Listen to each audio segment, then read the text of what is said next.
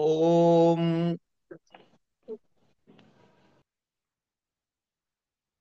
మనము ఈ ఉపనిషత్తులు అనే భాగాన్ని చూస్తున్నాము. నిన్న చాలా రసవత్తరంగా ప్రశ్నలు వేయడం జరిగింది మన సందీప్ గారు. అది ఆయన అప్పటి ప్రశ్న కాదండి, చాలా మంది మనసుల్లో రింగులు తిరుగుతున్న ప్రశ్నలు అవన్నీ. సరే, ఉపనిషత్తులు అపౌరుషేయాలు ఫస్ట్ డిసైడ్ చేసేసుకుందాం. అయిపోయిన తర్వాత అసలు ఈ ఉపనిషత్తుల్లో ఏం చెబుతుంది, ఈ ఉపనిషత్తులు చెప్పే విషయం ఏమిటి అని లెక్కేసినట్లయితే, ఒక సాహిత్యం, వైదిక సాహిత్యము అనే అంశాన్ని తీసుకుంటే, ఇది వేదం ఎట్లా కనపడింది బ్లాకు? వేద సంహిత, బ్రాహ్మణాలు, ఆరణ్యకము, ఉపనిషత్తులు అన్నాం. కనుక మంత్ర బ్రాహ్మణాలు అంటే సంహిత బ్రాహ్మణము కలిపి కర్మ గురించి చెబుతాయి. ఏ యజ్ఞం ఎలా చేయాలి, ఏమిటి దాని ఫలితాలు ఏమిటి వగైరా. ఆరణ్యకాలకు వచ్చేటప్పటికి ఈ పరికర సహితముగా కాదు, అపరికరముగా చేసేటటువంటి కర్మే అది కూడా, మళ్ళీ దాన్ని ఉపాసన అన్నాం.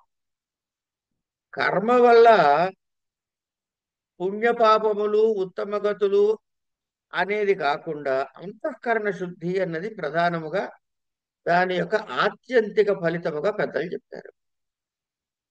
మరి ఈ ఉపాసనలు ఏమవుతాయి అంటే ఇవేవి ఉండవు, కానీ ఏకాగ్రత సిద్ధిస్తుంది. ఈ ఏకాగ్రత సిద్ధించిన తర్వాత ఉపనిషత్తులు జ్ఞానాన్ని బోధిస్తాయి. జ్ఞానము అంటే ఏమిటి అంటే, ఏదైతే మోక్షమును సాధించటానికి, ఈ జనన మరణ చక్రంలోంచి బయటపడటానికి కావలసినటువంటి సమ్యక్ జ్ఞానము కలగజేసేందుకు కావలసినటువంటి విషయాలని బోధించేటటువంటిది ఉపనిషత్ భాగము. ఏమండి? అంటే దీన్నే పరావిద్య, లేకపోతే బ్రహ్మ విద్య, ఆత్మ విద్య, ఈ పేర్లన్నీ కూడా వీటికి. ఇక మనకి ప్రపంచాన్ని చూస్తే 6 అంశాలు కనపడతాయండి. ఏది చూసినా సరే ఫైనల్ గా దాన్ని ఈజ్ ఈక్వల్ టు రాస్తే, ఈ మాట మనం చాలాసార్లు చెప్పుకున్నాం. చాలాసార్లు ఎందుకు చెప్పుకున్నా తెలుసా అండి? అదొకటే నాకు తెలుసు కాబట్టి. సరే, ఈ 6 అంశాలు ఏంటంటే, ఒకటి, ఈ జీవుడు నేను అనేవాడిని ఎవడిని. ఒకటి, ఈ జీవుడు అన్నా, ఆత్మ అన్నా, నేను అన్నా, ఇవన్నీ ఒకటే పర్యాయ పదాల కింద తీసుకొచ్చండి. మనం వేదాంత సారంలో చూసాం. ఆత్మ అంటే ఏమిటి అంటే, ఆత్మ పుత్ర నామాసి, ఆత్మ అంటే ఇంద్రియములు, ఆత్మ అంటే మనసు, ఆత్మ అంటే ఫలానా, ఆత్మ అంటే ఇట్లా. ఒక్కొక్కళ్ళు చార్వాకులు ఎలా చూశారు, అపర చార్వాకులు ఎలా చూశారు, బౌద్ధులు ఎలా చూశారు, ఆ ఇట్లా అనేకమైనటువంటి విస్తృతమైనటువంటి దానికి డెఫినిషన్స్ చెప్పబడి అన్న. డెఫినేషన్ అంటే డెఫినేషన్ అనకూడదండి, దానిని అలా సంభావించారు. అంటే మీరు చేసింది నేను చేసింది వేరే అయిపోయిందిగా. ఇప్పుడు ఆత్మ అనేది అంటే ఏమిటి అని ఒక ప్రశ్న వేస్తే, మీరన్నది నేనన్నది వేరు వేరు అవుతుంది. కనుక ముందు తెలుసుకోవాల్సింది ఏమిటి? ఈ జీవుడు లేక ఆత్మ లేక ఇది ఏమిటి, నేను వేరు. ఇప్పుడు నా చేతిలో సెల్ ఫోన్ ఉందంటే సెల్ ఫోన్ తయారు చేసిన వాడు ఒకడు ఉండాలిగా. నా చేతిలో పుస్తకం ఉందంటే అది కుట్టినవాడు ఒకడు ఉండాలిగా. కనుక ఏమిటి, ఒక వస్తువు ఉంది అంటే దానికి ఒక కర్త ఉండి తీరాలి, ఇది సిద్ధాంతం. మనకి ప్రపంచం కనపడుతుంది, చెట్లు కనపడుతున్నాయి, పుట్టలు కనపడుతున్నాయి, గ్రహ నక్షత్రాలు కనపడుతున్నాయి, మనుషులు కనపడుతున్నారు, జంతుజాలం కనపడుతుంది. దీని అన్నిటినీ కలిపి జగత్తు అందాం ఓ మాటలో, వన్ వర్డ్ ఆన్సర్. దీని కామన్ నౌన్ ఏంటంటే జగత్తు. జగత్తు ఉంది అంటే దానికి ఒక సృష్టికర్త ఉండాలిగా. ఖచ్చితంగా అది నేను కాదు. ఎందుకంటే నేను అంటే ఫలానా, నేను డెఫినేషన్ పెట్టుకున్నా, చిన్న డెఫినేషన్. కనుక వాడిని ఈశ్వరుడు అందాం. మరి ఈశ్వరుడు ఎందుకు అనాలండి? ఇంకేమైనా 100 పేర్లు పెట్టుకోవచ్చు కదా. అంటే ఈశస్సు ఈశశక్తి అంటే గనక దానిని నిర్వహించే శక్తి, దాని మీద సమగ్రమైనటువంటి కంట్రోల్ ఉన్నటువంటి వాడిని ఈశశక్తి అంట. కనుక ఈశశక్తి కలిగిన వాడు ఈశ్వరుడు. కనుక జీవుడు వచ్చాడు, ఈశ్వరుడు వచ్చాడు, జగత్తు నుంచి కనపడుతూనే ఉంది. 3 అంశాలు వచ్చేసాయి. ఈ జగత్తు నిత్యమా అబద్ధమా? ఈశ్వరుడు ఉన్నాడా లేడా? నేనంటే ఏమిటి? ప్రశ్నలు. ఈ 3 కాంబినేషన్లోనే బోల్డు ప్రశ్నలు, బోల్డు రకాల తాత్పర్యాలు వచ్చేస్తాయి. ఇప్పుడు నెక్స్ట్, నాకు ఈ జగత్తుతో ఈ బంధం ఎందుకుంది? ఎప్పుడు తెగుతుంది? తెగితే మళ్ళీ తగులుకుంటుందా రాదా? అంచేత బంధము అంటే ఏమిటి అన్నదోటి తెలియాలి. ఇది 4వ అంశం. బంధం తెలిసిందండి. నిన్ను కట్టేశారా నాయనా అంటే మనం ఏం చేస్తాం? విప్పుకునే ప్రయత్నం చేస్తాం. ఏమండి? ఆవు దూడనే చెట్టుకు కట్టేస్తే అది ఎట్లా ఎట్లా ఎట్లా కుమ్మి కుమ్మి విడిపించుకునే ప్రయత్నం చేస్తుంది. మరి మనకి ఇది బంధము అని తెలిసిన మనం ఎందుకు విడిపించుకోం? కనుక విడిపించుకోవటము అంటే ఏమిటి? కొంచెం పాష్ లాంగ్వేజ్ లో చెప్పాలంటే మోక్షము అందాం. కనుక ఆత్మ చై జీవుడు వచ్చాడు, ఈశ్వరుడు వచ్చాడు, జగత్ వచ్చింది, బంధం వచ్చింది, మోక్షం వచ్చింది. మన చెయ్యిని చూసినట్లయితే జీవుడు వచ్చాడు, అన్నిటికన్నా అల్పుడు వాడు. ఈశ్వరుడు వచ్చాడు, జగత్తు చాలా పెద్దగా కనపడుతోంది. ఇవన్నీ మనం బంధించి కూర్చోబెట్టే దీనికి భిన్నంగా ఉన్నదే మోక్షం. అయితే ఈ మోక్షం ఎట్లా వస్తుంది? అదో ప్రశ్న మళ్ళీ. కనుక దానికి నేనేం చెయ్యాలి? ఏదైనా చెయ్యాలా? చెయ్యక్కర్లేదా? చేయటం అంటే కర్మ. కర్మ అంటే మళ్ళీ వెళ్ళి యజ్ఞయాగాదులు. యజ్ఞయాగాదులు చేస్తే ధర్మాధర్మములు. ధర్మాధర్మములు ఉంటే పుణ్యపాపములు. పుణ్యపాపములు ఉంటే మళ్ళీ పుట్టుట. కనుక ఇది ఈ కర్మ ఉపాసన నన్ను తీసుకుపోయి బయట పడేయట్లేదు మోక్షం వైపుకి. మరి నేనేం చెయ్యాలి? అంటే శ్రవణ మనన నిధిధ్యాసలు అన్నారు. ఇలా ఈ ప్రకృతి ఇప్పుడు ఈ మొత్తం అంతా కలిపి మనందరినీ కలిపేసుకుని దీన్ని 2 బ్లాకులు చేద్దాం. ఏమిటది? జగత్తుని ఈ నేను కలుపుకుని ఇవన్నీ నేను జగత్తులోనే ఉన్నా కదండి. నేను నాది. కనుక మేమంతా ఒకటి, మా కుటుంబం అనగానే ఇది ప్రకృతి అయింది. ఆ ఈశ్వరుడు తెలిస్తావట్లే మనకి. కానీ వాడే చేస్తాడు. వాడు లేకపోతే ఇవన్నీ జరగవుగా. Once there is a creation, there shall have to be a creator. There is no option. You may believe or don't believe, that's your headache. నమ్మటం నమ్మకపోవటం మన యొక్క విచక్షణ మీద ఆధారపడి ఉంటుంది. కానీ విచక్షణ లేక మూర్ఖత్వము రెండు చెప్పుకోవాలండి. ఎందుకంటే ఉన్నదిరా అంటుంటే లేదు నేను నమ్మను అని అంటే వాడిని మూర్ఖుడు అనాలా ఏమనాలి? సరే, దాని జోలికి పోద్దు. కానీ క్రియేషన్ ఉంటే క్రియేటర్ ఉండాలి. సో క్రియేటర్ ఉన్నప్పుడు ముందు క్రియేటరా క్రియేషనా? అంటే క్రియేషన్ కనపడింది కాబట్టి లాజిక్ గా క్రియేటర్ ని పట్టుకున్నావు. కానీ ముందు క్రియేటర్ ఉంటేనే క్రియేషన్ వస్తుంది. కనుక ఈశ్వరుడు పూర్వుడయ్యాడు. ఎవడికి?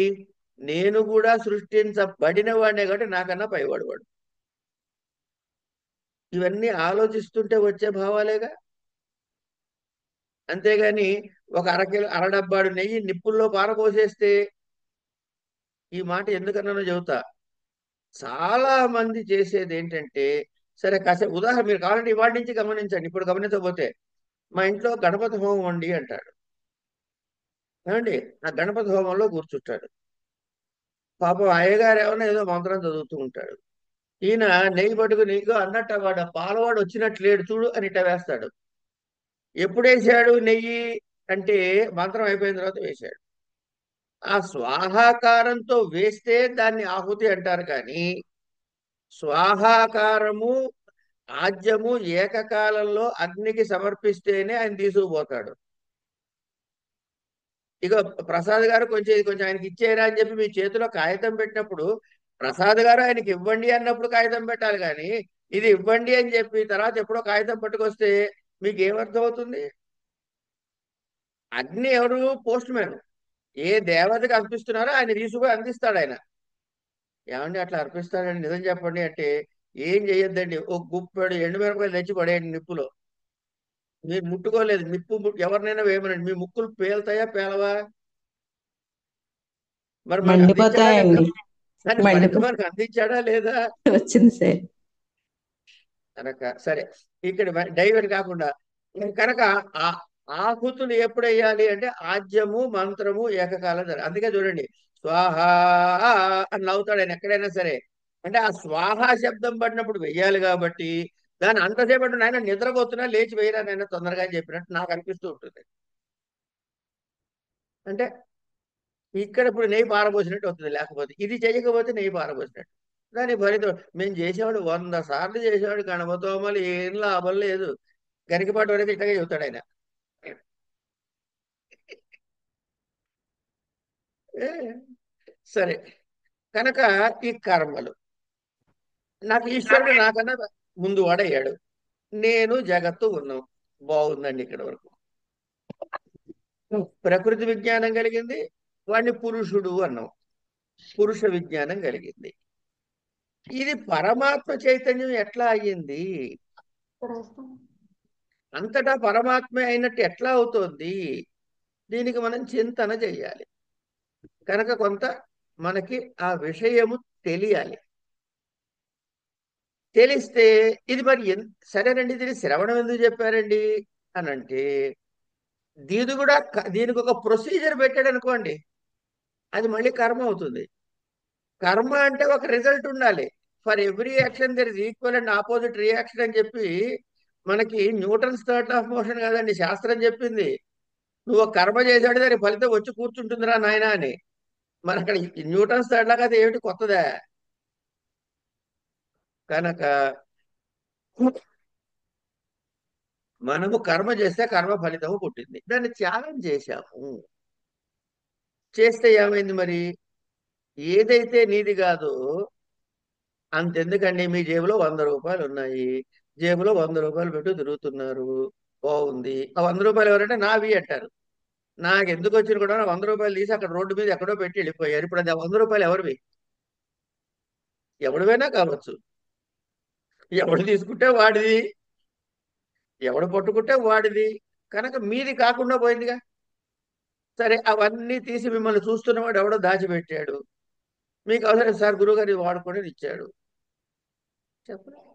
కనుక వీటి ఆలోచన లాజిక్ మనకి తెలియనప్పుడు వదిలేయటము మంచిది.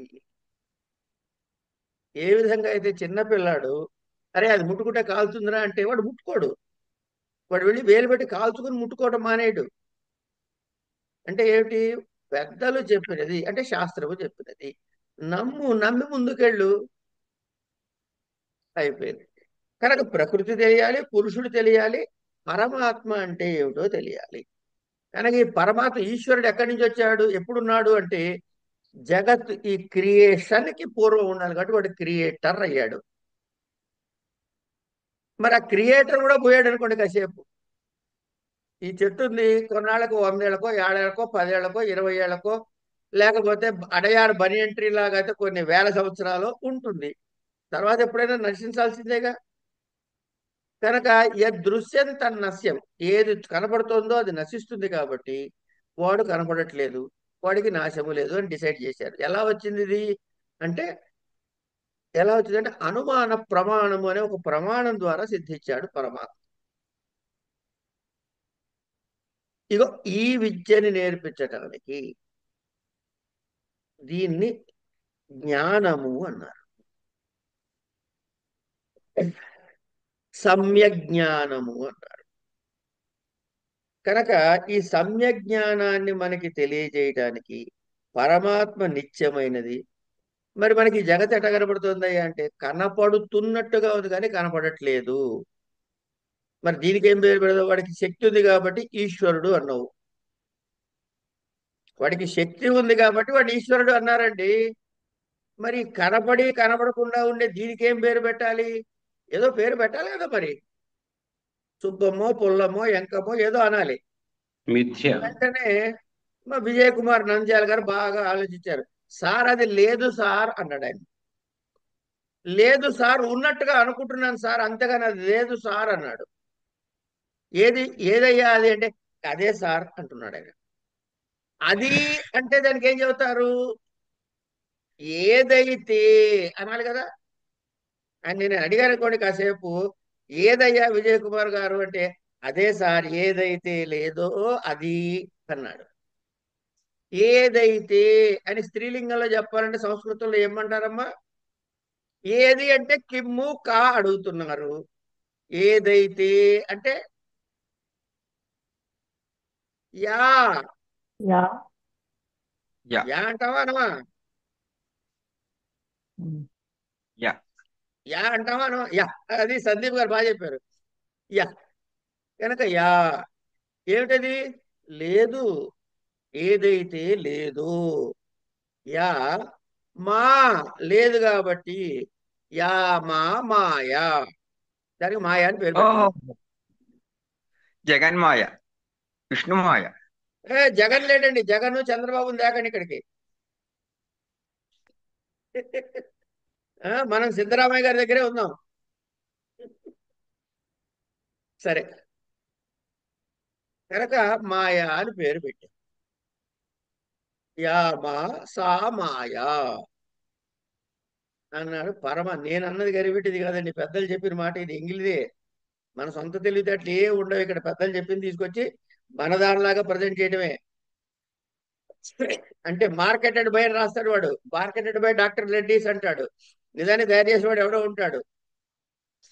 కానీ మనం డాక్టర్ రెడ్డీస్ పేస్ట్ కొనుక్కున్నాను మనం తృప్తి పడతాం. సరే.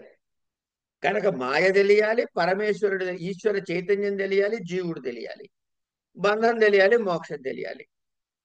దీనికి సాధనాలు తెలియాలి. అందుకే ఏం చెప్పాడు చాందోగ్యంలో? ఫలానా మధు విద్యను అన్నాడండి, ఫలానా విద్య అన్నారండి, ఇందులో ఏమన్నా భృగురు వారుని విద్య అన్నారండి. ఇవన్నీ విద్యలు పుట్టాయి. ఇవన్నీ ఎక్కడున్నాయంటే ఉపనిషత్తుల్లో ఉన్నాయి. మరి ఇన్ని ఉపనిషత్తులు అవసరమా? ఒక పుస్తకం రాసేస్తే సరిపోతుంది కదా మేస్టర్. అసలు వేదమే ఒకటన్నారు, దాన్ని 4 ముక్కలు చేశాడు అనవసరంగా ఆయన. చేశాడయ్యా, మళ్ళీ దానిలో మళ్ళీ వేరు వేరు ఇవన్నీ పిచ్చి భ్రమలు అనమాట. ఏమండి? ఎందుకు పిచ్చి భ్రమలు అంటే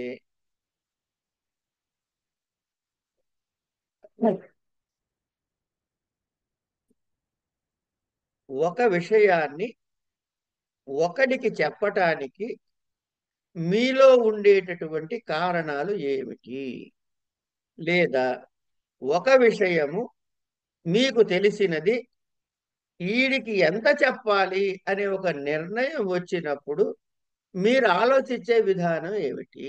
అంటే వీడికి చెబితే అర్థమవుతుందా లేదా? ఒకటి. అర్థం కాదు కాబట్టి వాడికి చెప్పడం అనవసరం. వీడికి అర్థమవుతుంది కానీ ఇలా చెబితే వీడికి చచ్చినా అర్థం కాదు. వీడికి ఏదో కథ చెప్పాలి అని చెప్పి దీన్ని కథగా మలిచి చెబుతారు. వాడు కథని మాత్రం పట్టుకుంటే జ్ఞానం రాదు, జ్ఞానాన్ని పట్టుకుంటే కథ మిగలదు. మనం జెండా అంటే గుడ్డబుక్క అంటే వాడికి దేశం కనపడదు, దేశం కనపడితే జెండా కనపడదు. రాయిగా చూస్తే విష్ణువు కనపడ్డు, విష్ణువుగా చూస్తే రాయి కనపడదు. సాలగ్రామే విష్ణువత్ అన్నాం కదండి. అక్కడ మీకు కనపడాల్సిన వాడు మట్టి ముద్ద. మట్టి ఏమండి మా ఇంట్లో ఇగో ఇవన్నీ ఇగో ఈ మట్టి అంతా ఏం చేయాలి అని అడిగారు అనుకోండి, అందులో మీకు శివుడు కనపడ్డు. ఈ లింగాలు ఏం చేయాలంటే శివుడు కనపడ్డట్టు లెక్క. కనుక అప్పుడు ఆపాతాళ నభస్థలాంత భువన బ్రహ్మాండం కనపడుతుంది అక్కడ. సత్యనావతం చేస్తారు చాలా మంది. ఇట్లా ఇట్లా ఇట్లా వేస్తారు. ఎవరికైనా అక్కడ కూర్చున్నప్పుడు నిజంగా సూర్యుడు అధిదేవత ప్రత్యధి దేవతలతో సెంటర్లో, ఏ ఈ తూర్పు భాగంలో శుక్రుడు, ఈ ఈశాన్య భాగంలో బృహస్పతి, ఆగ్నేయ భాగంలో చంద్రుడు ఇట్లా కనపడ్డారా అంటే దర్శిస్తున్నామా అన్నది ప్రధానం. కనుక యాక్టివిటీ జరుగుతోంది, జరగట్లేదని కాదు. కానీ జరగాల్సినటువంటిది, గమనించాల్సింది అక్కడ గమనించబడటం లేదు. ఆ తాత్విక భావన కలగటం లేదు. కలగనప్పుడు ఏం జరుగుతుందయ్యా? ప్రక్రియ యాంత్రికంగా జరుగుతుంది. సూర్యుని ఆరాధన చేయవయ్యా అంటూ ఉంటే ఇంతగా వంట ఆవిడ వచ్చిందా లేదా, క్యాటరర్ ఫోన్ చేశాడా లేదా అన్నది మన ఆలోచనలో ఉంటుంది. సరే, సోదిని పక్కకు పెడితే ఇలాంటి జ్ఞానాన్ని చెప్పే కాండ ఉపనిషత్తు కాండ. ఎవరు వింటున్నారో, ఇది గురు శిష్య సంవాదముగా గాని, సర్వసాధారణంగా గురు శిష్య సంవాదముగా గాని, తండ్రి కొడుకుల సంవాదం గాని ప్రధానంగా ఉంటాయి. కొన్ని విషయాన్ని మాత్రం చెప్తే ఉండొచ్చు గాక, కానీ ప్రధానంగా చర్చ రూపంలోనే ఉంటుంది. ఎందుకు? ఉపనిషత్ అన్నది జ్ఞానము. జ్ఞానము అన్నది గురువు దగ్గర కూర్చుని నేర్చుకోవలసినది. కూర్చుని నేర్చుకోవాల్సి అంటే గురువు అనేవాడు ఒకడు ఉండాలి. ఆ వినేవాడు శిష్యుడు అనేవాడు ఉండాలి. శిష్యుడి స్థాయిని బట్టి గురువు విద్య ఎంత చెప్పాలో అంతే చెబుతాడు. కనుక ఒక ఉపనిషత్తు పుట్టింది.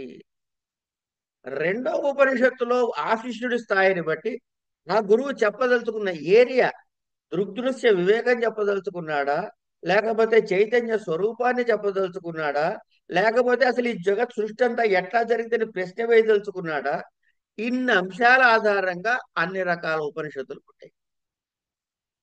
అయితే మనకున్న ఆరే ఎలిమెంట్స్: జీవుడు, ఈశ్వరుడు, జగత్తు, బంధము, మోక్షము, తర్వాత ఆరోది పద్ధతి లేకపోతే సాధన. వీటికి ఉపయోగించేవన్నీ వాటిని ప్రధాన ఉపనిషత్తులు అన్నారు. అంతేగాని అది అందరికన్నా ముందు పుట్టి కాదు ప్రధానము అని కాదు. ఉపనిషత్తు యొక్క ప్రధాన ఉపనిషత్తు అని పేరు పెట్టడానికి కారణము అందులో ఉండే వస్తు విశేషమే కానీ కాల విశేషం కాదు. సరే, ఇట్లా శంకరులు, రామానుజులు వీరందరూ కూడా అనేక ఉపనిషత్తులకి వ్యాఖ్యానాలు చేశారు. ఎందుకంటే అది మనకి అర్థం అవటం అంత తేలిక కాదు కాబట్టి. సరే, ఏమిటో రకరకాల రకరకాల మాటలు చెప్పేసుకున్నాం కానీ వాటన్నిటినీ పక్కకు పెట్టినట్లయితే ఈ ముక్తికోపనిషత్తులో ఇన్ని ఉన్నాయి, అందులో వన్ని ఉన్నాయి, ఇవన్నీ ఒక పక్కకి మనం పెట్టుకున్నట్లయితే ఈశావాస్యం.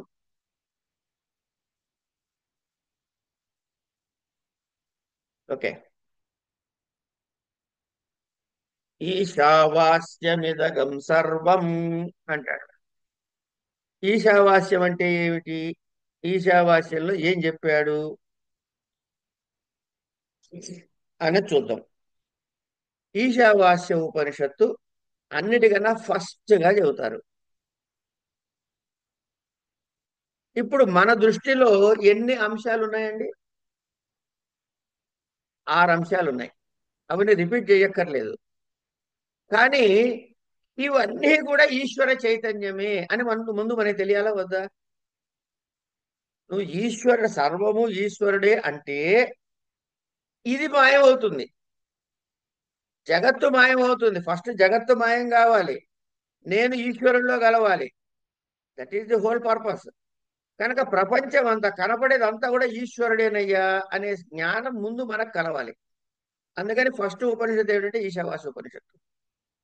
ఇది శుక్ల యజుర్వేదంలో ఉంది, మాధ్యందిన సంహితలో ఉందని, చివరిదైన 4వ అధ్యాయం ఈశావాస్యోపనిషత్తు. దీని స్టార్టింగ్ ఏంటి? ఈశావాస్యమిదగం సర్వం అని అని ఈ పేరు వస్తుంది. ఇది బ్రహ్మ విద్యని గూర్చినటువంటి చర్చ ఇందులో అత్యద్భుతముగా జరిగినది అని. దీన్ని, ఇది ఇందా చెప్పుకున్నామే, ఉపనిషత్తులు ఆరణ్యకాల చివరిలో ఉంటాయి. కానీ ఇది మాత్రము ఎక్కడుంది? ఈ ఈశావాస్య ఉపనిషత్తు అనేది సంహితా భాగంలోనే ఉంది కాబట్టి దీన్ని మంత్రోపనిషత్తు అని కూడా పెద్దలు వ్యవహరిస్తారు. ఏమండి?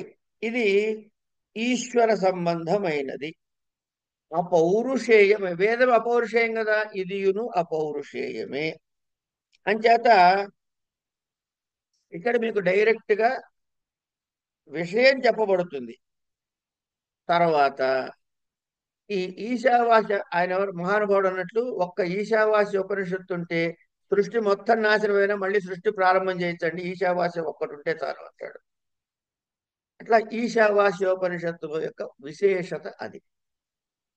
అయిన తర్వాత ఈశావాస్యం అంటే ఏంటి? అంతా ఈశ్వరమే, ఐశ్వర్యమే, ఈశ్వర సంబంధమే అని తేలింది. వెంటనే మీరేమిటంటే ఎందువల్ల, ఎవరి చేత సృష్టించబడింది ఈ ప్రపంచం అంతా అనే ప్రశ్న వస్తుందా రాదా? ఎవడి చేత అంటే ఏంటండి? తృతీయ కదా సార్. ఆ చెప్పండి, ప్రశ్న వేయండి. కిం శబ్దంతో. కే. కేనా. ఉమ్, కేనోపనిషత్తు. ఉమ్. ఇది ఇట్లా లింక్. సామవేదంలో. ఆ? చెప్పండి సార్. ఇది సామవేదం నుంచి వచ్చింది. అందులో జైమినీయ సంహిత భాగము బ్రాహ్మణ భాగంలో ఉంది.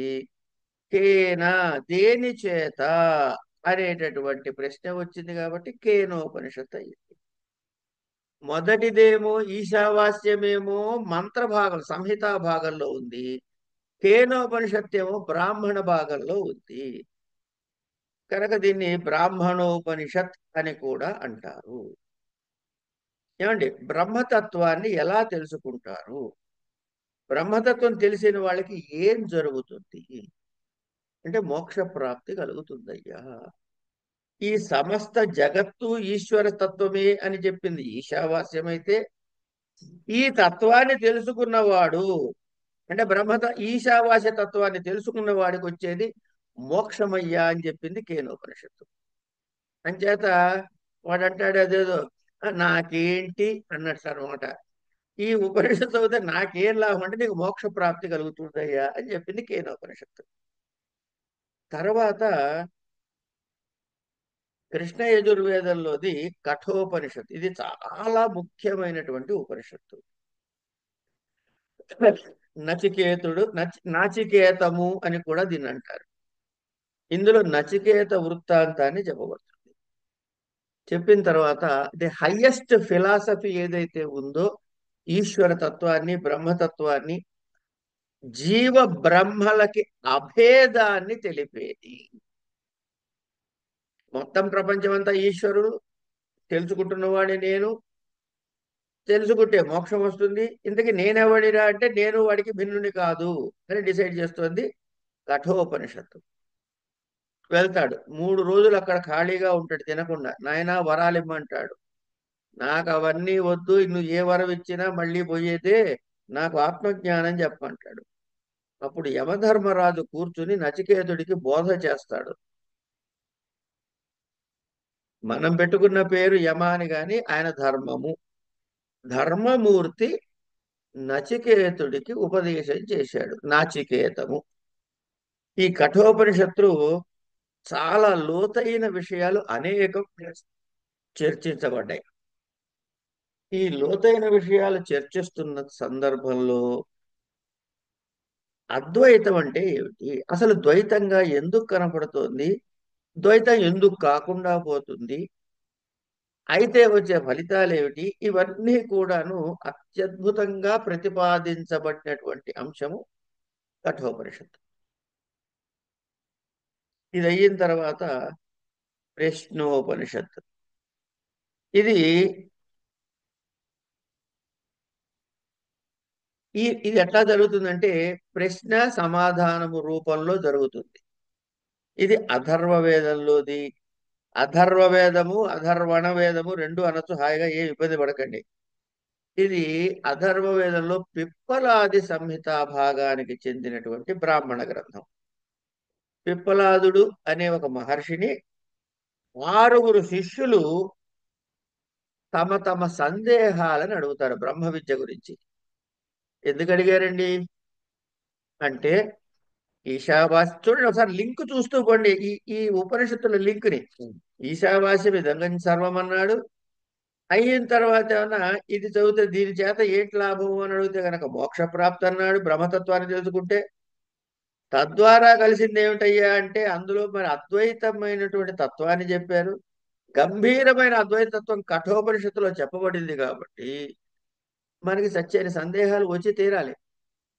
అవన్నీ ఏరగా ఏరగా ఏరగా వాటిని కన్సాలిడేట్ చేసి ఒక 6 ప్రధానమైన ప్రశ్నలు పుట్టాయి. ఈ ప్రశ్నలకి సమాధానం ప్రశ్నోపనిషత్తు. అంటే ఏ బ్రహ్మ విద్యనైతే నీవు తెలుసుకున్నావో దానిలో వచ్చే సంశయాలకి నివృత్తి. ఈ సంశయాలు ఎవరికి వచ్చాయండి? 6 ఋషులకు వచ్చాయండి. పర్వాలేదు, పుస్తకం చదవచ్చు. నాకు ఇవే డౌట్లు ఉన్నాయండి, పర్వాలేదు, సాధన చేయొచ్చు. కనుక ఇట్లా దాన్ని అన్వయం చేసుకుంటాం. ప్రశ్నోపనిషత్తు తర్వాత అదే అథర్వ వేదంలోది సౌనక సంహిత, పిప్పలాది సంహిత నుంచి సౌనక సంహితలో ఉన్నది ముండకోపనిషత్తు. ఇది 3 ముండకాలుగా విభజించబడింది. మళ్ళీ ప్రతి ముండకంలోనూ 2 ఖండాలు ఉంటాయి. అంటే మొత్తం 6 ఖండాలు ఉంటాయి అన్నమాట.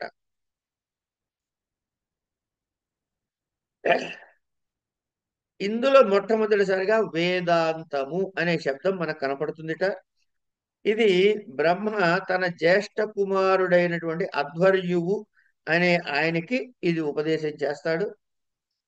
ఈ ముండకంలో మాండూక్యంలో ఇది ఎందులోదో గుర్తులేదు కానీ ప్రణవోధనుశ్చరస్యాత్మ బ్రహ్మ తల్లక్ష్యముచ్యతే అప్రమత్తేన వేత్తవ్యం బ్రహ్మ తన్మయో భవేత్ అనే మంత్రం వస్తుంది. అది మాండుక్యంలో ముండకంలో తెలియదు. ఇంకోటి ఏమిటి? స్వదేహ మరణిం కృత్వా ప్రణవంచోత్తరారణిం జ్ఞాన నిర్మదనాభ్యాసాభ జ్ఞాన నిర్మసనాభ్యా దైవం పశ్యేన్నిగూఢవత్ అని 2 ఉన్నాయి. ఈ 2 ముండకంలో ఒకటి మాండుక్యంలో నేను మర్చిపోయా, ఏది ఎందులోదో మర్చిపోయా కానీ ఈ 2 చాలా అంటే బ్రహ్మతత్వాన్ని తెలియజేసేవి. స్వదేహం అరణింకృత్వ, మనము ఈ యజ్ఞయాగాదులు చేసేటప్పుడు అగ్ని పుట్టించడానికి ఏం చేస్తారు అంటే లౌకిక అగ్నిని వాడరు. అంటే ఇంట్లో నగ్గి పెట్టే వాడితోటి హారతి కర్పూరంతో వెలిగించరు. అరణిని మధిస్తారు. అరణి అంటే కింద ఒక చెక్క ఉంటుంది, సండ్ర చెక్క, దాని మీద ఇంకొక సండ్ర పుల్లను పెడతాడు. స్వదేహం అరణింకు, నన్ను అరణిగా చేసుకుని ప్రణవంచ ఉత్తరారణి, ఈ పైన పెట్టి రాపిడి చేసేది ఏదైతే దాన్ని ప్రణవము అని, అంటే ఈ దేహములో ప్రణవము ఉపాసన చేస్తే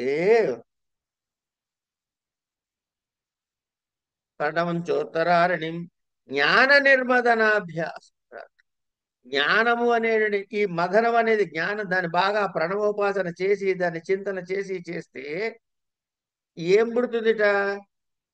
దైవం పశ్యేన్ని గూఢవత్. ఇప్పుడు ఇంతకీ అక్కడ పుట్టినటువంటి చండ్రకర్రలో పుట్టిన నిప్పు ఎక్కడ దాగి ఉంది? చెక్కలోనే దాగి ఉంది. ఎక్కడి నుంచి కొత్తగా తేలే. కానీ కనపడుతోందా? కనపడట్లే. కనపడనటువంటి ఆ నిప్పుని దీనితో రాపిడి చెయ్యగా చెయ్యగా చెయ్యగా అందులోంచి నిప్పు ఎలా ప్రకటమయ్యిందో, తెచ్చిపెట్టింది కాదండి. అలాగే ఈ జీవుడిలో ప్రణవోపాసన చేయగా చేయగా చేయగా లోపల చైతన్యం యొక్క జ్ఞానం కలుగుతుంది. అంటే ఇప్పుడు చైతన్యం కొత్తగా తెచ్చిందా? ఇంతకు ముందే ఉందా? నిప్పు కొత్తగా వచ్చిందా? ఇంతకు ముందే ఉందా? ఉన్నది కనపడలేదు. ఇక్కడ కూడా నేను పరమాత్మ చైతన్యాన్ని అనే జ్ఞానము ఉన్నది, కనపడింది. ఇంతకుముందు కనపడలేదు. ఏది కనపడలేదో అది ప్రకటమయ్యింది అని చెబుతాడు. రెండోది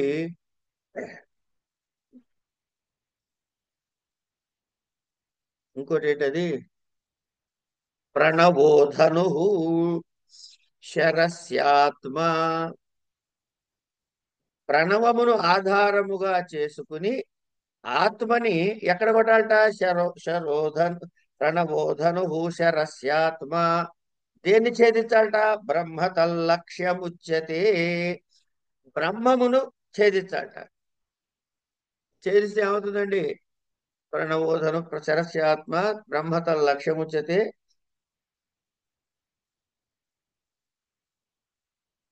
దేహి బ్రహ్మభయో భవితే ఏదో వస్తుంది, గుర్తులేదు, మళ్ళీ మర్చిపోయి, ఇందాక చెప్పా ఇప్పుడు మర్చిపోయా. నీవే బ్రహ్మమైపోతావయ్యా అంటాడు. అంటే ఏమీ లేదండి. ప్రణవోపాసన చేయటం ద్వారా జీవుడు బ్రహ్మముగా మారును. ఇది తాత్పర్యం. దీని మళ్ళీ చాలా వ్యాఖ్యానాలే, వాటి జోలికి మనం పోవద్దు ప్రస్తుతానికి. తర్వాతది మాండుక్యం. ఇది చాలా చిన్నది, 12 మంత్రాలు ఉంటాయండి మాండుక్య ఉపనిషత్తులో. ఈ మంత్రాలు ఉండేది ఇది కూడా అథర్వ వేదందే. అంటే ప్రశ్న ముండక మాండుక్యాలు అథర్వ వేదములు. ఇందులో ఏం చెబుతాడు? ఇది కూడా అథర్వుడికి సంబంధించిన 12 మంత్రాలే ఉంటాయి. ఇందులో ఏం చేయబడింది అంటే ఓంకారము వ్యాఖ్యానం చేయబడింది కనుక ప్రణవోధనుశరస్యాత్మ బ్రహ్మతల్లక్ష్యముచ్యతే ప్రమత్తేన వేత్తవ్యం బ్రహ్మతన్మయో భవేత్. ఇది మాండుక్యంలో అన్నమాట తేలిపోయింది. ఎందుకంటే ఓంకారం చర్చ అనుకున్నాం కదా ఇది. కనుక రెండోది ఏమిటి? స్వదేహ మరణం కృత్వం అనేది ముండకోపనిషత్తులో. అది లాజికల్ గా సెట్ అయింది. చూద్దాం, తప్పైతే తప్పు అవుతుంది, ఏముంది పెద్ద. కానీ ఇందులోకి మారటం గ్యారంటీ. ఇది మాండుక్యం లక్షణం. అంటే ఓంకారం వ్యాఖ్య జరిగింది. ఇప్పుడు మళ్ళీ చూడండి, మొత్తము ఈశ్వరుడని తెలుసుకున్నాం. అది తెలుసుకోవడం ద్వారా మోక్షం కలుగుతుందని ప్రయోజనాన్ని పొందాం. ఏమండి, ఏమిటి మరి ఎట్లా తెలుస్తుంది? అది ఇది ఒకటి కావాలంటే అద్వైత సిద్ధాంతాన్ని తెలుసుకున్నాం. తెలుసుకోగానే సరిపోలేదు కదా, ప్రశ్నలు పుట్టాయి కనుక ప్రశ్నలు అడిగి తెలుసుకున్నాం. తెలుసుకున్న తర్వాత ఏం చేశామయ్యా అంటే ఎలా సాధన చేయాలో తెలుసుకున్నాం. చేసినప్పుడు ఏమిటి ఇంతకీ సాధన చేయాల్సి అంటే ప్రణవోపాసనే ప్రాధాన్యమైనది అనే విషయాన్ని తెలుసుకున్న మాండుక్యంలో. ఇప్పుడు తైత్తిరీయానికి వెళ్దాం. తర్వాతి ఉపనిషత్తు తైత్తిరీయ. ఇది కృష్ణ యజుర్వేదంలోది. ఇది తైత్తిరీయ సంహితలో ఉన్నటువంటి ఈ తైత్తిరీయ ఆరణ్యక భాగంలోది. అందులో 3 ఖండాలకి కలిపి తైత్తిరీయ ఉపనిషత్తు 7, 8, 9 ఖండాలు. ఒకటేమన్నా శిక్షావల్లి, 2 ఆనందవల్లి లేక బ్రహ్మానందవల్లి, మూడోది ఏమన్నా ఆ, భృగువల్లి. భృగువల్లి సార్, భృగువల్లి. భృగువల్లి. కనుక ఈ 3 వల్లులు కలిపి తైత్తిరీయోపనిషత్ అంటారు. ఈ శిక్షావల్లి, ఆనందవల్లి, భృగువల్లి ఎందుకు వచ్చాయి ఈ పేర్లు అంటే ఆయా వల్లులు ఆ పదముతో ప్రారంభమైనాయి కాబట్టి. శీక్షాం వ్యాఖ్యాస్యామ అన్నాడు. శిక్ష ఆనందంతో రెండోది ప్రారంభమైంది. భృగుర్వై వారుని పిత్రముపససార. భృగు శబ్దంతో ప్రారంభమైన భృగువల్లి అన్నారు. ఇవి గురు శిష్య సంబంధాల రూపంలో శిష్టాచారాలు ఏమిటి అని, బ్రహ్మ విద్యకి ఓంకారం యొక్క ప్రాధాన్యత, ఇవన్నీ కూడా చెప్పబడుతుంది. ముందు గురువు దగ్గరికి శిష్యుడు వెళ్ళాలి. వెళ్ళిన తర్వాత ఏం చేయాలి? గురువు చెప్పినట్టు వినాలి. ఏం చెబుతాడు శిష్యుడికి? అన్నీ చెబుతాడు. అన్నీ చెప్పి ఏం చెప్పాడు? ఎలా బతకాలో చెప్పాడు, వేదాంతం చెప్పాడు, 3 లోకాలు చెప్పాడు, 5 పాంథోపాసన చెప్పాడు, ప్రణవోపాసన చెప్పాడు. తర్వాత పక్షితోటి పోల్చుకుంటూ ఉత్తరము ఉత్తర పక్ష దక్షిణ పక్ష చెప్పాడు. తర్వాత ఇవన్నీ అయిన తర్వాత నీ చదువు అయిపోయిందిరా నాయన అన్నాడు. అని ఏం చెప్పాడు? బయటికి పోయి నువ్వు బతుకుతే ఎలా బతకాలి, ఇగో ఇట్టా బతుకు అని చెప్పాడు. ఏమండి, కనుక ఇన్ని విషయాలని చెప్పాడు. ఇది టీచింగ్ అయిపోయింది, శిక్ష అయిపోయింది. ఆనందం అంటే ఏమిటో తెలుసా నీకు అసలు అని అవి చెప్పాడు. ఆనంద స్వరూపాన్ని వర్ణించాడు. అయిన తర్వాత దీన్ని సాధన చేయాలండి. ఆనందం చెప్పాడు, టెక్స్ట్ ఫుల్ గా నాలెడ్జ్ వచ్చేసింది. మరి సాధన ఏది? భృగు దగ్గరకు వచ్చాడు. నాన్న నాన్న మళ్ళీ చెప్పవా నాకేంటో అన్నాడు. ఏముందిరా అబ్బాయి, దేని నుంచి పుట్టిందో, దేంతో ఉందో, దేనిలో లయం అవుతుంది తర్వాత ఉంటుందో అదే అన్నాడు. ఏందిరా నాయన అంటే, కొడుకేగా చెప్పేచ్చుగా, సీక్రెట్ లేదు, పో తపస్సు చేయన్నాడు. స తపో తప్యత. తపస్సు చేశాడు. చేసి ఏం జరిగిందయ్యా? ఏదో తెలిసి అన్నం బ్రహ్మేతి వ్యజానాత్ అన్నాడు. ఓహో, కరెక్టే, ఏం కాదు, మళ్ళీ చెప్పు అన్నాడు. ఇది తప్పు అనలేదు, గమనించండి. కనుక ఇట్లా పంచకోశ జ్ఞానాన్ని కలగజేసి ఆనందం దగ్గర తీసుకెళ్తాడు. అలా బ్రహ్మ విద్యని ఓంకార మాహాత్మ్యాన్ని చెప్తాడు. తర్వాత ఏం చెప్పాడండి? అన్నము అన్నాదము అనే రెండు విషయాల్ని చెప్పాడు. అన్నము అంటే తినబడేది, అన్నాదం అంటే తినేది. ఈ తినేది తినబడేది మళ్ళీ ఒకటే. అన్నం అన్నాదం అవుతుంది, అన్నాదం అన్నం అవుతుంది. ఆ? అన్నము అన్నాదం అవుతుంది, అన్నాదం అన్నం అవుతుంది అంటే రెండు అది ఇది ఒకటే అయిపోయినప్పుడు అది ఏమవుతుంది మరి అంటే బ్రహ్మ విద్య అక్కడ తెలుస్తుంది. ఇలా చూపించడం నేర్చిన తర్వాత ఋగ్వేదంలో ఐతిరీయోపనిషత్తు, ఐతిరీయ ఆరణ్యక భాగంలో 4, 5, 6 అధ్యాయాల్లో ఈ ఐతిరీయోపనిషత్తు ఉంటుంది. ఇప్పుడు మనకున్నటువంటి ఇక్కడ వరకు బ్రహ్మజ్ఞానం గురించి మెయిన్ టాపిక్ అంతా చెప్పేశాడు కాబట్టి ఈ సృష్టి ఏమిటి, ఈ జీవుడెవడు, ఈ బ్రహ్మ ఏమిటి అనే విషయాల గురించి మళ్ళీ ఉన్నటువంటి సందేహాలు సంశయాలన్నీ తీర్చుకుంటూ పోతాడు. తర్వాత ఇక్కడ మనం ఏం చేయాలి, రెండు ఇంకా మిగిలిపోయినాయి. ఈశ్వరుడు వచ్చాడు, సృష్టి వచ్చింది, జీవుడు వచ్చేసాడు. ఇక మిగిలిన 3 ఉన్నాయి. ఏమిటవి? నెంబర్ 1 బంధము, నెంబర్ 2 మోక్షము, నెంబర్ 4 సాధన. మోక్షం ఎలా కలుగుతుందో చెప్పేశారు, ముందు ఉపనిషత్తులో చెప్పుకున్నాం ఇప్పటిదాకా. బ్రహ్మ విద్య నేర్చుకోవాలి వగైరా వగైరా. ఇప్పుడు మనకి ఏం కావాలి, ఇంకా సాధన కావాలి. ఈ సాధన విశేషాలు ఎక్కడ చెప్పాడు అంటే చాందోక్యంలో చెప్పాడు. ఇది సామవేదం సంబంధించినటువంటి కౌతుమ శాఖకి సంబంధించినది అంటాడు. ఈ కౌతుమ బ్రాహ్మణులో 10వ అధ్యాయానికే చాందోగ్యోపనిషత్తు అని పేరు అని. ఇది అత్యంతమైన ప్రధానమైనది అంటే ఎందుకు ప్రధానమైంది అంటే సాధన అంతా ఇక్కడ చెప్పారు కాబట్టి. అంటే ఆధ్యాత్మిక విద్యకి చాలా మూలకందమైనటువంటి అత్యంత ప్రధానమైనటువంటి అంశాలన్నీ కూడా ఇందులో చెప్పబడ్డాయి.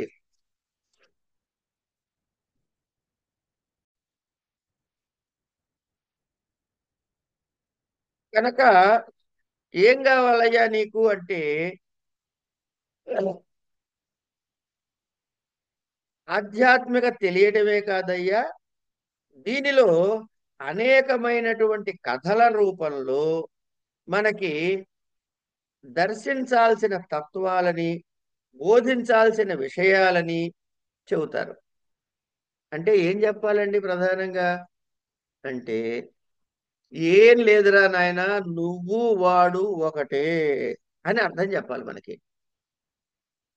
నువ్వు వాడు, నువ్వు వేరనుకుంటున్నావు, వాడు వేరనుకుంటున్నావు, మీ ఇద్దరు ఒకటేరా నాయన అని చెప్పాలి. అంటే ఏం చెప్పాలి మరి? వాడు అందామా, వాడు మగవాడో ఆడవాడో తెలియదు. నేనంటే మగ ఆడ డిసైడ్ చేసుకుంటున్నా, ఏమండి? మరి ఆయన అంటే కనుక అది అందం సరిపోతుంది. నపుంసకలింగంలో ఏమీ తెలియనప్పుడు నపుంసకలింగంలో చెప్పేసుకోవచ్చుగా. కనుక అది అంటే తత్త అయిపోయింది. ప్రత్యక్షము లేనటువంటిది అంటే పరోక్షమైన దాన్ని తత్తన్నాము. ఎదురుకుండా నిన్ను త్వమ్మన్నారు. ఇవి మీ ఇద్దరు ఒకటే అయ్యారు కాబట్టి అసి అన్నారు. తత్వమసి అనేటువంటి వేదాంత వాక్యాన్ని బోధించారు. ఇది 6వ అధ్యాయంలో చెప్పారు, దీన్ని చాందోగ్యంలో చెప్పారు కాబట్టి ఈ విద్యను నేర్చుకోమన్నారు. అంటే ఇన్ని ఉపనిషత్తులు చదువుకోగా మనం ఏ స్థితికి వచ్చామంటే నేను పరమాత్మ చైతన్యము ఒకటే అని. ఏమండి? తత్ అంటే కనపడనటువంటి పరోక్షమైనది, అది భిన్నము. తోమంటే ఎదురుకుండా ఉన్నటువంటిది ప్రత్యక్షము, నేను ఇది ప్రత్యక్షము. కనుక రెండు వేరు వేరుగా ఉన్నాయి కాబట్టి భిన్నములు, కాబట్టి ఇది ద్వైతము అంటామంటే భ్రమనాయన లక్షణయ రెండిటికి చైతన్యం ఒకటే. విశేష సామాన్య ధర్మాలు తీసుకున్నట్లయితే ప్రత్యక్ష చైతన్యము, పరోక్ష చైతన్యము అనే తప్ప ఈ ప్రత్యక్ష పరోక్షములనే విశేష శబ్దం తీస్తే రెండిట్లో సామాన్య తత్వం అన్నది చైతన్యము గనక ఆ చైతన్యము రెండు ఒకటే గనక ఒకటే అని నిర్ణయం చేసి తత్వమసి అర్థ వ్యాఖ్య చేశారు పెద్దలు. ఇందుకని ఈ ఛాందోగ్యం చాలా ప్రధానమైనది అని చెప్పి ఇక్కడికి తత్వమసి మహావాక్యం చెప్పేశారు. ఇక మిగిలింది బృహదారణ్యకం. ఇది శుక్ల యజుర్వేదంలోని శతపథ బ్రాహ్మణంలోని చివరి 6 అధ్యాయాలని బృహదారణ్యకోపనిషత్తు అన్నారు. ఏమండి? ఇది అరణ్యకం సభాగంది కాబట్టి అరణ్యకోపనిషత్తులు చాలా ఎక్కువగా పెద్ద గ్రంథం కాబట్టి బృహత్ అని బృహదారణ్యకోపనిషత్తు అన్నారు. ఇందులో తత్వజ్ఞానము చెప్పినటువంటి జ్ఞానము చాలా బృహత్ విషయమే చెప్పారు. అట్లాగే ఆకార పరిణామంలో కూడా బృహద్ విషయం కాబట్టి దీనిలో మృత్యువు ఎలా ఆక్రమిస్తుంది, ప్రాణం యొక్క గొప్పతనం ఏమిటి, సృష్టి విషయానికి సంబంధించిన విషయాలు ఏమిటి, ఇవన్నీ కూడా యాజ్ఞవల్కుడు, కాత్యాయని, మైత్రేయి వీళ్ళ కథలు, ఇట్లా రకరకాల కథలు, అవన్నీ బ్రహ్మ విద్యల్ని, బ్రహ్మవాదుల వృత్తాంతాల్ని ఇందులో మనకి పరిచయం చేస్తారు. ఈ విధంగా మనకి సమగ్రంగా ఆత్మ విద్యాతత్వాన్ని బోధించటానికి కావలసినటువంటి వస్తు విశేషాలు ఈ 10 ఉన్నాయి కాబట్టి వీటిని 10 అన్నారు. ఇవి కాకుండా మరొక రెండిటికి పెద్దలు వారి వారి వ్యాఖ్యానాలు ప్రస్థానత్రయము అంటే ఉపనిషత్తులు, బ్రహ్మసూత్రాలు, భగవద్గీత వీటి వ్యాఖ్యలో వాడారు కాబట్టి ఏది బ్రహ్మసూత్రాల వ్యాఖ్యలోను తర్వాత భగవద్గీత వ్యాఖ్యలో మరి 2 ఉపనిషత్తుల్ని ప్రధానంగా కలిపారు. అవి శ్వేతాశ్వతర ఉపనిషత్తు, కౌశీతిక్ ఉపనిషత్తు అని. ఈ 2 కూడా ఒక్కొక్కటి 6 అధ్యాయాలు ఉంటాయి. ఇందులో కొన్ని ఏమన్నా శైవ ధర్మాలు, సాంఖ్య సిద్ధాంతాలు, ఇవన్నీ భక్తి తత్వము ఇవన్నీ ప్రతిపాదించింది శ్వేతాశ్వతరం అయితే, కౌశీతికి బ్రాహ్మణంలో ఏం చెప్పారు అంటే ఇది ఆరణ్యక భాగంలో 15 అధ్యాయాలతో ఉన్నటువంటిది. ఈ బ్రాహ్మణ భాగం ఆరణ్యక 15 అధ్యాయాలు ఉంటే అందులోని 3వ 6వ అధ్యాయాలకే ఈ ఉపనిషత్తు పేరు పెట్టారని, తర్వాత ఇందులో 4 అధ్యాయాలు ఉన్నాయని, జీవుడికి చైతన్యాల యొక్క తత్వము బ్రహ్మ విద్య ఇందులో చెప్పబడింది అని మనకి పెద్దలు చెబుతారు. ఈ విధంగా చాలా సూక్ష్మాతి సూక్ష్మంగా పరిచయం చేసుకుంటే మీకు పరీక్షలో బోలెడు మెటీరియల్ అవుతుంది. ఒక్కొక్కటి అధ్యయనం చేయడం అంత తేలిక కాదు కనుక ఇది ఇందులో ఇది ఉందిట అనే వరకు జ్ఞానం కలిగితే చాలు ప్రస్తుతానికి పరీక్షల నిమిత్తము. కనుక ఇది ఉపనిషత్తుల యొక్క సమగ్రత మనకి తెలిసినంత కాస్తలో చెప్పుకున్నాం. ఇక్కడికి ఏ భాగాలు చెప్పేసుకున్నట్టయింది అంటే ఉపనిషత్తు భాగం చెప్పుకున్నాం, అలాగే ఆ వేదాంగాలు చెప్పుకున్నాం, ఉపనిషత్తులు చెప్పుకున్నాం. ఇక మిగిలింది ఏమిటి?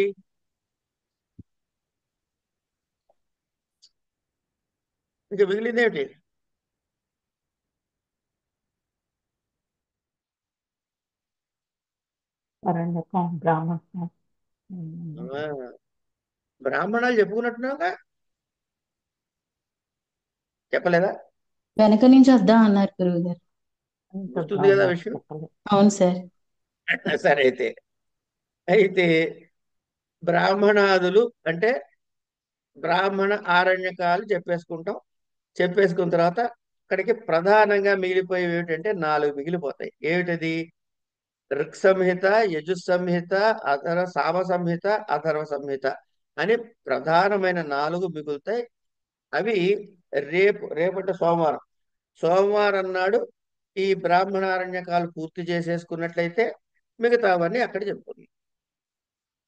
ఇది కూడా పెద్ద విషయం ఏం కాదు.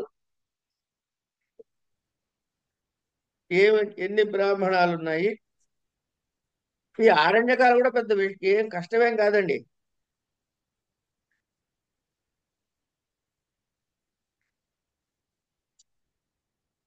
బ్రాహ్మణాలతో కలిపి బ్రాహ్మణ ఆరణ్యకాలు కలిపి చదివేసుకోవచ్చు రేపు మనం, ఇబ్బంది ఏం లేదు. అలాగే సార్. తర్వాత చూద్దాం. ఇక్కడికి ఆపుకుందాం ఇవాళ.